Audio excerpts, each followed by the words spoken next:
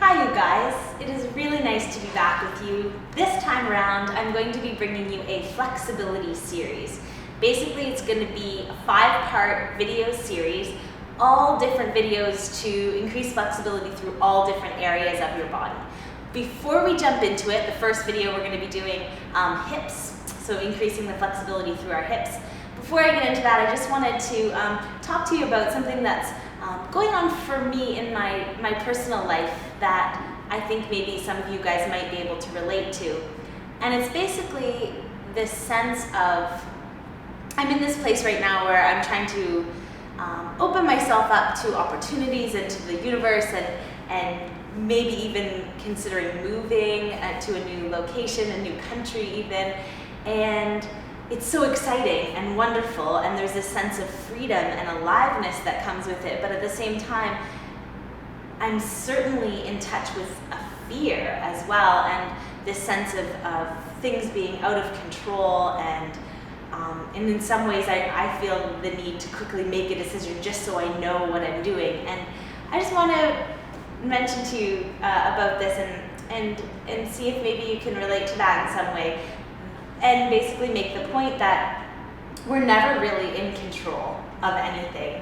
And it doesn't matter what it is or what it relates to in your life, but we really need to just trust. We need to trust that whatever it is working out for us, and the right thing is coming.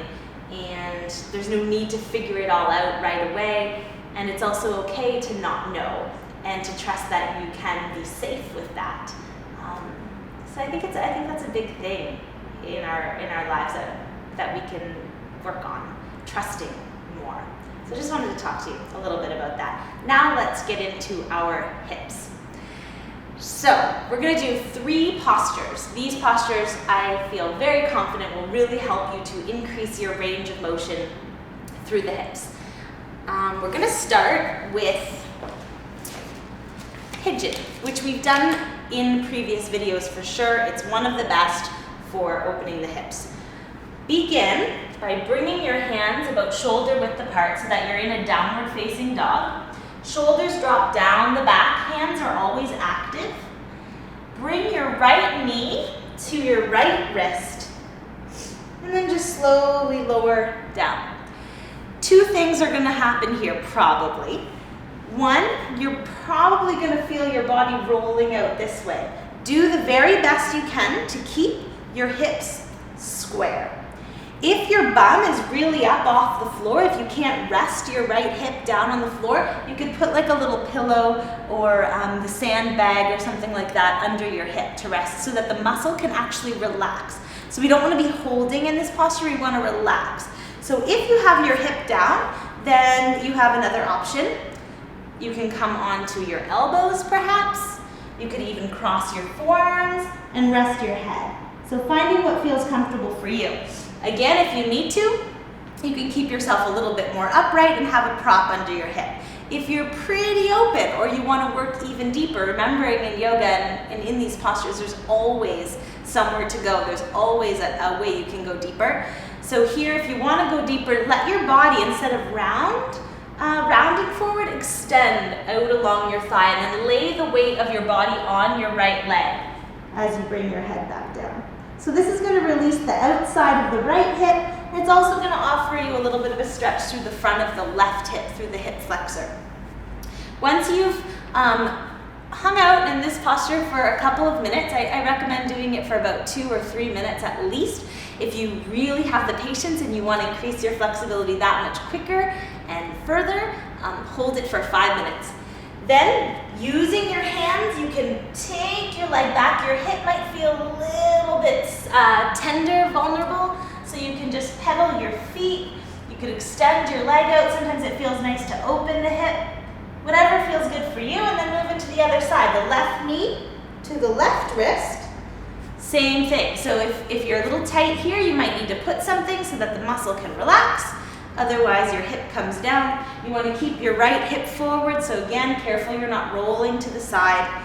And then with your hips square, you can extend out into whatever variation of the posture that you're choosing to do. Always in yoga, finding the breath once you're in the posture. The definition of posture actually is holding stillness and breathing normal. So once you come into the depth of whatever posture you're doing, you want to make sure those two things are happening. So there's stillness and there's breath. So once you've completed the other side, again, 2, 3, even 5 minutes, extend your leg back, walk it out, open the hip, whatever you need to do, and then slowly lower onto your knees. Next, we're going to move into a posture that really helps to open the inner thighs, the inner part of your leg. So sitting this time with your feet together. Your knees might be up like this, that's okay. This might be your pose. If you can, we're gonna go a little deeper. What we're gonna do is extend our bodies out towards our feet. And as you pull on your feet, make your soles of your feet face the ceiling. So just rotate through your foot so that your knees start to come down. As you extend out, if possible, you can rest your elbows on your knees and just gently push them towards the floor. If you're ready to do a little bit more than that, you could bring your hands there and encourage the knees down this way. So again, you want to try to stay here for at least a minute or two, or again, longer is always good. Eventually getting your knees all the way down and your forehead down towards the floor. You can have a round spine for this, or you can extend with a flat spine. You'll feel it a little differently based on what you do with your upper body. So that's called butterfly pose. The third posture we're going to do as a hip opener is dragon lunge. We're going to bring our right foot forward. So first you want to just stack your knee with your ankle, and then extend this leg back so that you feel a stretched left hip. So we're really opening through the right and the left side this time. You're going to feel it here probably the most. So you can stay here. You can have your hands on 2 soup cans or whatever else you have at home to support your torso up straight. If you want to, you can do a little variation where you go deeper. So you can pick the way that feels right for you. If you want to go a little bit deeper still, I'm going to show you one more thing. So I would suggest holding this for about a minute or two, and then turn your right foot out on an angle and try to bring your forearms, if possible, to the floor. So now you're really going to open into the right hip while you're getting that stretch through the left hip. So this is another variation. Eventually you could even move all the way down here. That's going to be pretty deep though, so even something like this would be okay, but just to turn that foot out a little bit. Then bring it back to center, and then you can slowly release it back. Again, you might need to take a second to wiggle your leg to shake it out, and then you'll move on to the other side. The left foot will come forward, knee stacked over ankle, and then keeping the hips square, just sinking into this left side. Just make sure your knee isn't going beyond your foot, knee and ankle in one line, holding it here, feeling it in the front of the right hip flexor.